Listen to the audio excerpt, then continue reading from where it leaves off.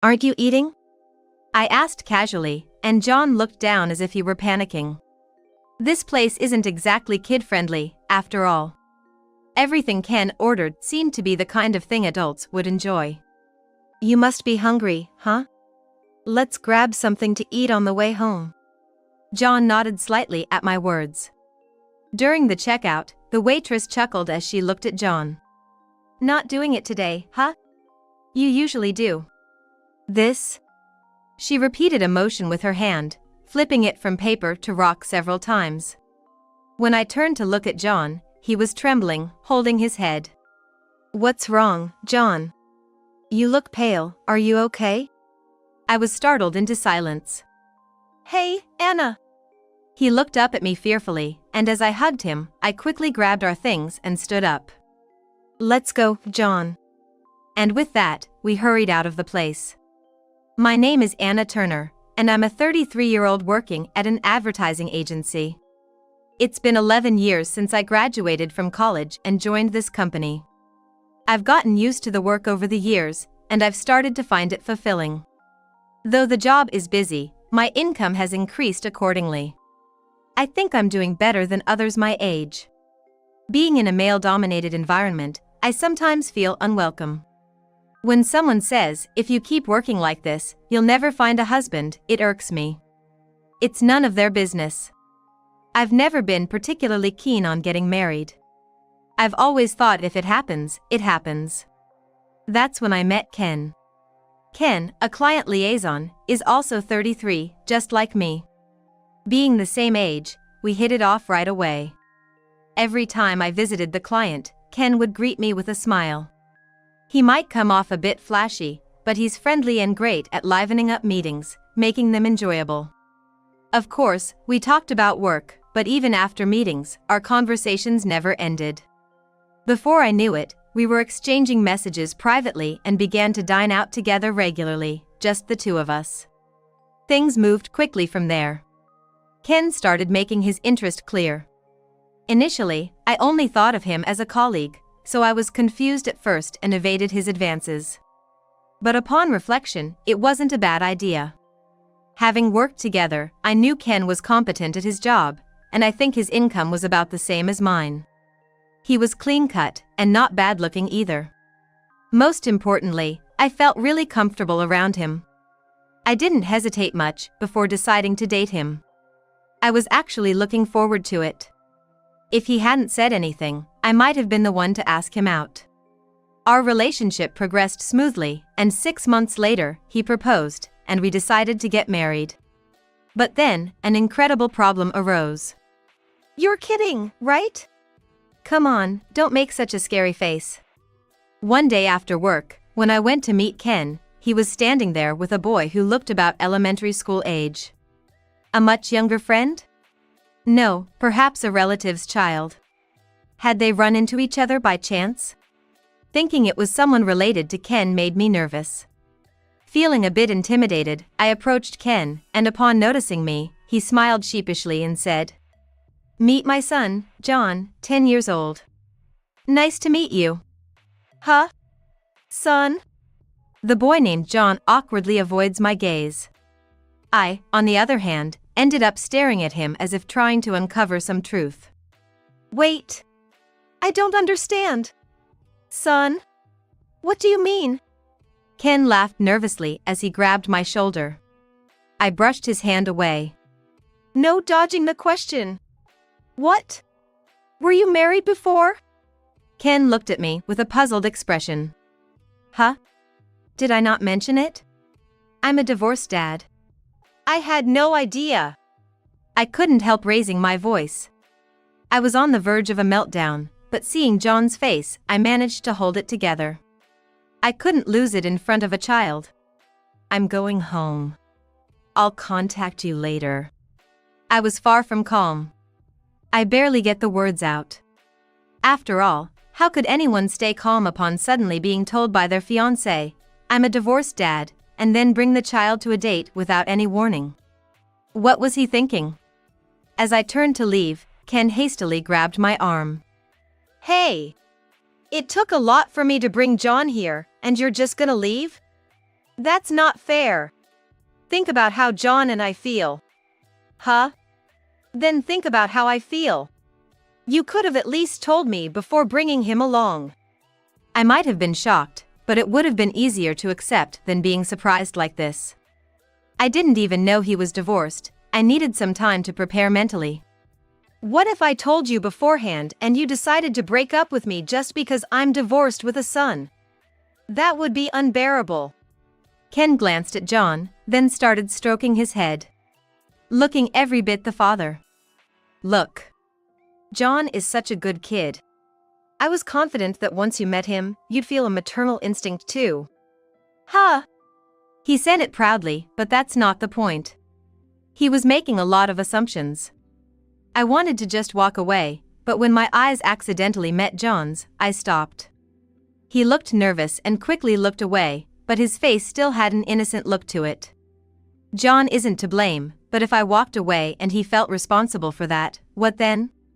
10 years old. An age where he can understand things to some extent. I wouldn't want him to think he's a burden to his father's marriage. In the end, the three of us ended up having dinner together at a restaurant. Indeed, just as Ken said, John was a very good kid. In fact, he was so well behaved it felt almost unnatural. He would eat quietly during.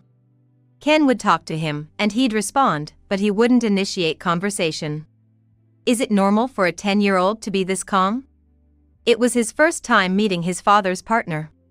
It wouldn't have been strange if he harbored negative feelings towards me. But I couldn't sense any emotions from John at all. It was as if he had given up on everything. Having met him, I couldn't stop thinking about it. Later, when I met with Ken alone, I asked him, "Hey, has John always been like this? Mature for his age, or should I say quiet?" "John?" Ken seemed pleased that I was interested in John. "Oh. You're curious, huh? Yeah, I mean, he's gonna be our son if we get married, right?" Despite feeling betrayed by him keeping his divorced single dad status a secret, I couldn't bring myself to break up with this carefree man. His demeanor was comforting.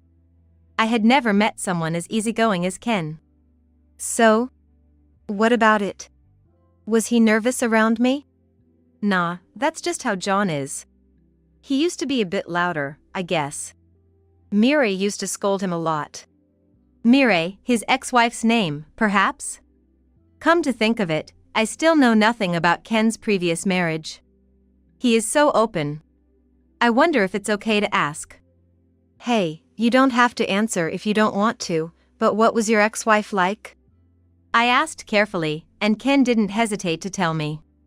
"She's 2 years older than me. Just looking at her, she's pretty. Really beautiful, but man, her personality is tough. No matter how much I earned, it was never enough for her." Huh. If he's praising her looks that much, she must be quite a beauty. As someone who's not very confident in my appearance, it kinda bothers me. Maybe sensing my unease, Ken hugged me from behind. "Don't worry. You're my best partner." "Yeah. I just can't dislike him. He always knows what to say. Besides, having a divorce and a child isn't like he cheated or anything. It just never came up before. Maybe him telling me before we got married actually shows he's sincere." I convinced myself to believe that. After that, I met with John several times. He was just as quiet as the first time we met. Getting married means considering important matters. I hoped he would get used to me, but what if his quietness was because he disliked me?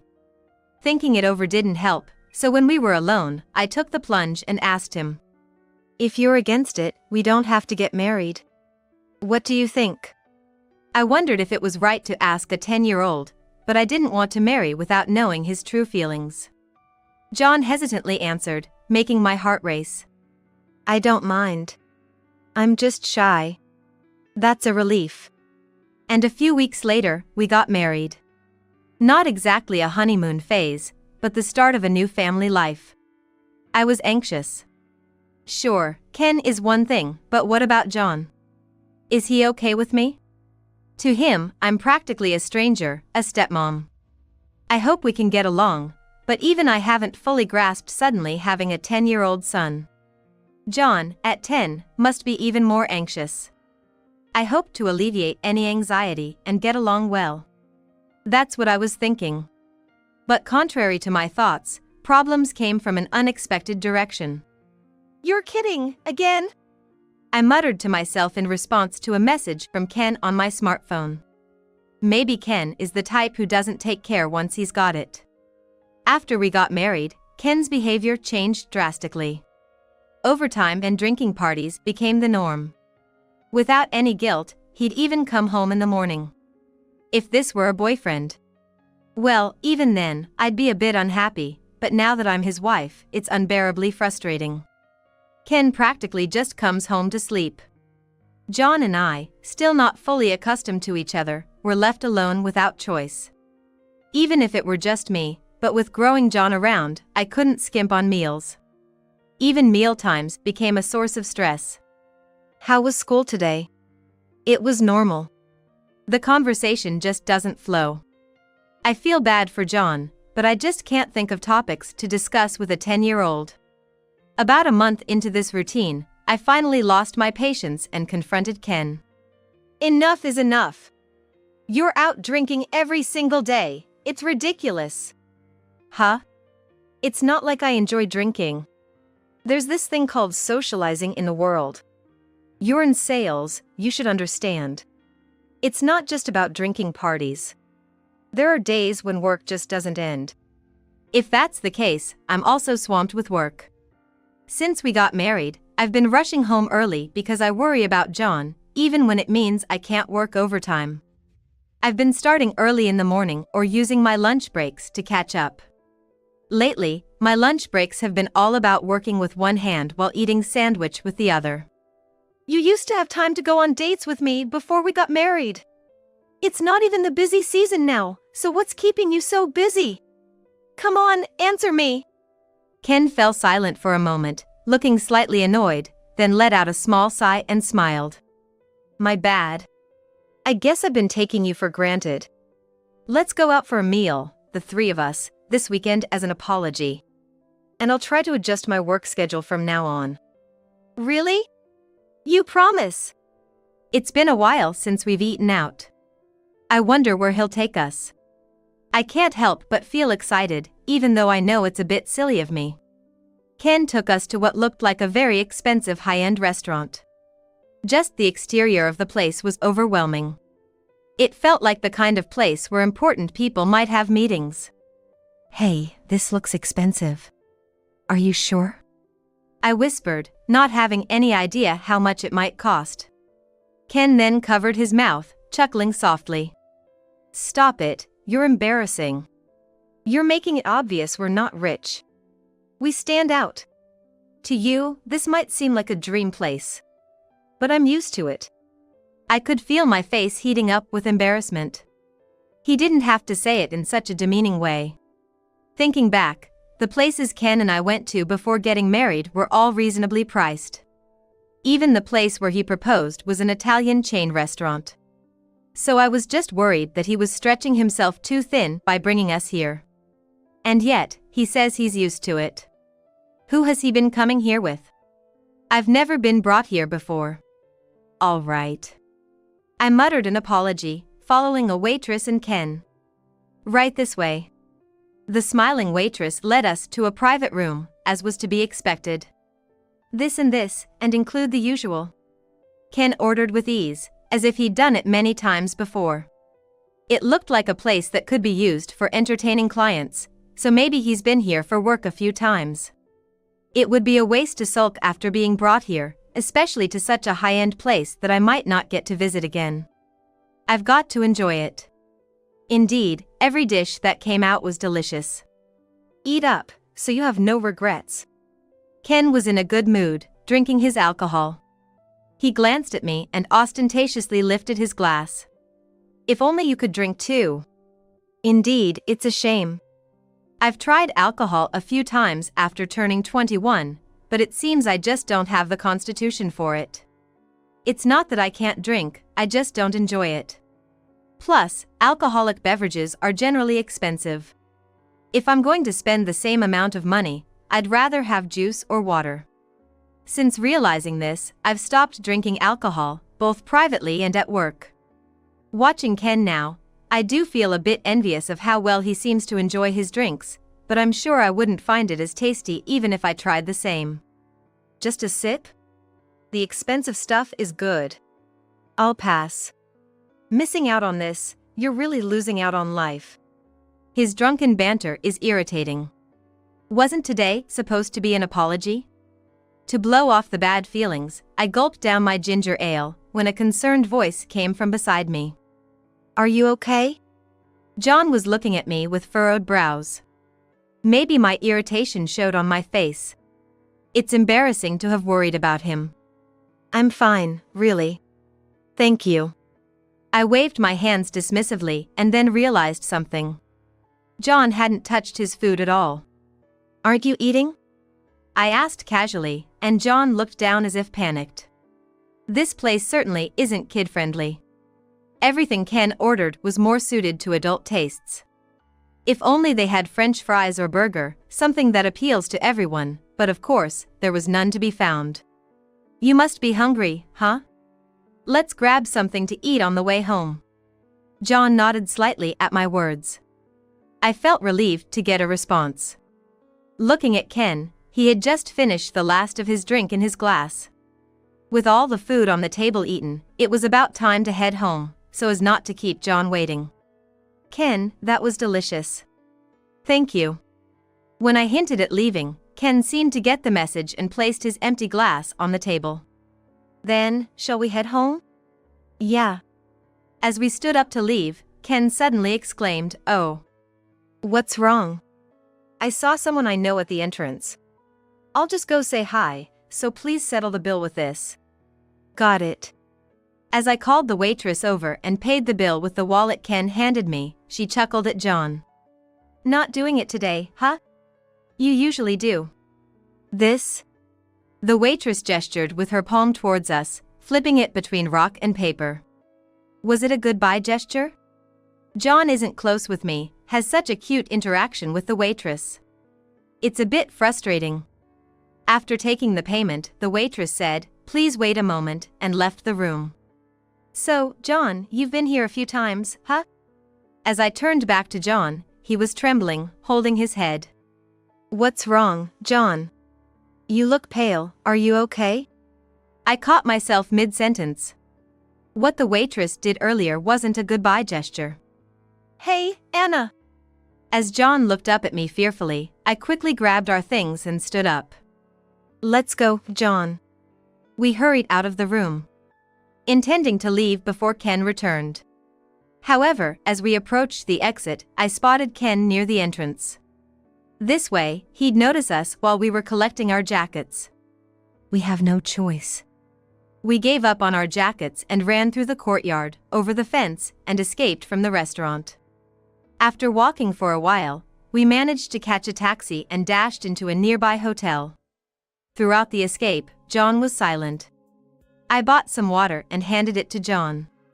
As we sat down and he drank water, the stiffness in John's face finally seemed to relax a bit.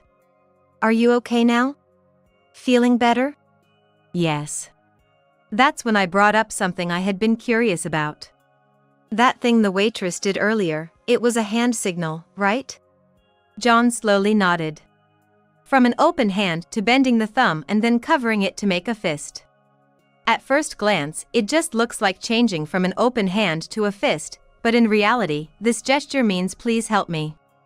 So, it meant that John, when coming to the restaurant with Ken, for some reason, relied not on his father Ken but on a stranger, the waitress. This suggests that maybe Ken was causing John some kind of harm. That's why I decided to flee the restaurant with him at that moment. Could it be that Ken did something to you? No. I wasn't harmed by anyone. Then who? After squeezing his eyes shut and taking a deep breath, John slowly started to explain. The truth is, the story John told me was far beyond anything I had imagined. To think that Ken could be that kind of person. I'm sorry. My dad caused trouble, even though you're so kind. The sight of a 10-year-old apologizing on behalf of his father was heartbreakingly sad. At the same time, I felt a surge of anger towards Ken. Either way, we can't let this go on. John and I began to plan what to do next. During our conversation, Ken called several times. We still have more to talk about, but it looks like we should head home soon. After paying the fee, we left the hotel without staying. What were you guys doing? I wanted to introduce you to my friends. When we got back home, Ken complained. Sorry. I got a stomach ache and ended up staying in the park's restroom near the restaurant. There are restrooms in the restaurant too. Well, you know, it's embarrassing in such a fancy place. Fine. Whatever. He mumbled, but it seemed like I managed to deceive him. Then, I started preparing for the coming days. About a week later, with my preparations complete, I made a suggestion to Ken. I feel like drinking after a long time. Oh. Cool. Let's go. John was going to stay at a friend's house that day, so Ken and I planned to go out for drinks. It's rare for you to drink. You usually don't. I usually don't feel like it, but I suddenly wanted to. This is the first time I'm drinking with you, Anna. Ken was excited and kept drinking one after another. He also kept urging me to drink at the same pace. Are you sure you can handle all this? Don't worry. If Anna passes out, I'll take care of you. And if you pass out, Ken, I'll take care of you. We continued to drink, teasing each other. A few hours later, we were at home. Lying on the bed, Ken, who had been snoring loudly, slowly opened his eyes and exclaimed. What? Where am I? Good morning. I greeted Ken with a smile as he woke up surprised. This is our house. Our home? But you were drinking with me and… Yes, and then you passed out first. Ken muttered something under his breath. Clearly not satisfied. Did I walk to the bed myself? No. I just happened to ask a friend of yours who was passing by to help bring you home. Ken's face tightened slightly. Is that so? Good timing then. I owe them one. I'll have to thank them. Oh, you know who your friend is without me even mentioning a name? Ken looked as if he wished he hadn't said that. Clearly flustered. No, well, I can guess who it might be since I often go out drinking with them. I see. For a moment there I thought. Thought what? Don't beat around the bush, just spit it out. By now, Ken's lips were quivering, and he had gone pale. The confidence he had the night before was gone. He knew his plan had failed. And now, he was wondering how much I knew. Unfortunately for him, the answer is everything. I know everything. Everything? He is easy to understand. His voice cracked. I exhaled through my nose and stated firmly. That you're a serial marriage scammer. What are you talking about? Ken's face went from pale to white, forcing a dry laugh. Marriage scam? What do you mean? We're legitimately married. We're a real family, right? Yes, we're married. Technically. But this marriage is just another one of your divorce plan schemes, isn't it? Before we got married, I was shocked to learn that Ken had been divorced and had a child. But an even more astonishing truth awaited me. It turned out that Ken wasn't just divorced once, but 4 times. Divorced 4 times. Ah, but rather, it's impressive that you managed to get married 4 times. Must have been to people like me who are easy to deceive. Wait, hold on. What are you talking about? Oh, don't know? Drank so much you lost your memory, perhaps? I laughed mockingly, and Ken shouted that. That's it. You can't drink, right? Why am I the one who passed out first? I get it, you used some sneaky trick. Cheater. Liar. Ken glared at me. I glared right back. Unlike you, I haven't used any underhanded tactics, nor have I lied. But you can't drink. That's where he's mistaken. I've never once said I can't drink. It's not that I can't drink. I choose not to. Ken frowned and tilted his head. That's just an excuse, right? Pretending to be strong despite being weak to alcohol. Weak to alcohol? Who? What? I pulled out a can of beer from the fridge, popped it open, and downed it in one go. It's the opposite. I'm too strong for alcohol. It's like juice to me. I can't get drunk no matter how much I drink. Ken's mouth fell open in shock. Too bad. That's why your plan with your friends failed miserably. Ugh. Ken's eyes darted around. I told you, I know everything. His methods were insidiously terrible. The pattern was clear. Marry a woman who earns a decent amount and is supposedly weak to alcohol. Then create some pretext to take her to a fancy restaurant. That place, it's a familiar high-end restaurant you've visited multiple times, right? The waitress mentioned it. You always bring a colleague who loves to drink, asking for dishes and desserts to include alcohol. At that time, the waitress thought I was just one of Ken's colleagues, not his wife. And you specifically requested that the cooking methods not allow too much alcohol to evaporate. Why? No, it's just that, I was trying to let her know how good the drink is, Ken started to fumble with his words, making excuses. Even now, he's trying to wriggle his way out of the situation. No, that's not it. You wanted your intoxicated wife to cheat in her drunken state, right? It was a despicable scheme to get friends to hit on his drunk wife, creating the illusion of infidelity. That night, after we drank for a while, one of Ken's friends happened to pass by. Surprised to find Ken out cold, not me. After confronting Ken's friend, it turned out there was no actual infidelity. But compromising photos were taken, and with the woman's memory hazy from drinking, everyone struggles to outright deny it. You use the fake infidelity and guilt you created to pressure your past wives into divorcing, all of whom paid up just as you asked. How vile. Ken glared at me spitefully but then smirked unexpectedly. But this time it's different, right?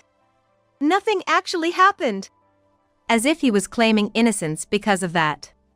I can't allow that to happen. That's right, this time you just got too drunk. Ken's lips curled slightly at my words. See? All right. I'll change my ways. I've realized you're the only one for me. There's Mireille. Huh? I repeated her name so Ken could hear clearly. Mireille. Your ex-wife, who still has a close relationship with you, your partner in marriage fraud. Why would you? Don't make me say it again, all right? I told you, I know everything. John had told me. Mom and Dad, they seem to meet every day. They don't have a bad relationship. Then why? I don't know, but they both said it was for money. The reason for their divorce remains unclear. Being a single parent does come with more support, but would someone divorce just for that? I wonder how much trouble John went through because of it. Even a 10-year-old child understood that his father was up to no good. That's why he sought help through hand signals from the waitress. But the waitress, unaware of its meaning, couldn't grasp what John was going through, making my heart ache. So, this time I'll be the one who is asking from you. Huh? Why? After all the marriage fraud and cheating with your ex-wife, you think you can get away with it? Ken bit his lower lip in frustration. Ugh. Yes, and I'll be informing the police about your past wives too. I'm sure once they know the truth, none of them will ever forgive you. No way! Ken collapsed on the spot like an octopus. If only he really were an octopus. I'd have loved to slice him up and scatter him across the sea. Ken readily agreed to the divorce after that. Moreover, it turns out he might have a child with Mireille. She's been pressing him for a remarriage. But, is it really my child? He wondered, but I couldn't care less. If he doubted it, he shouldn't have engaged in such acts. It's just more evidence of his infidelity for me. The alimony was paid in a lump sum. Luckily, it was Ken's bonus month, which was a relief. Ken had hoped for installments, but that would mean staying connected. No way I'd want that. I blocked his number. Rumor has it Ken's currently in a tight spot. After being sued by his ex-wives, one of them stormed into his office to expose everything. It forced him to resign and left him unemployed. Ken sold everything of value and ended up moving into Mireille's place to scrape by. Initially, Mireille, who had been pushing for remarriage, refused after seeing Ken's current state and now fights with him daily, demanding he leave as soon as possible. It's strange, considering how close they seemed while engaging in wrongdoing together for years. Hearing these rumors, I decided it was time for a job change. The thought of being targeted for revenge by them, now at their lowest, was no joke. Luckily, I had been invited to join another company, which I gratefully accepted. The salary wasn't much different, but the earlier finishing time was a bonus. Especially since I wasn't just looking out for myself anymore. Yes, after the divorce, I decided to take in John. The reason was simple. He begged me to. I want to live a life I can be proud of. That's probably impossible if I stay with my mom and dad. We have no blood relation and are still cautious around each other. More like roommates than a family. Yet, he started to smile more. And talks about his school life. Just hearing him share makes me incredibly happy, a curious aspect of motherhood.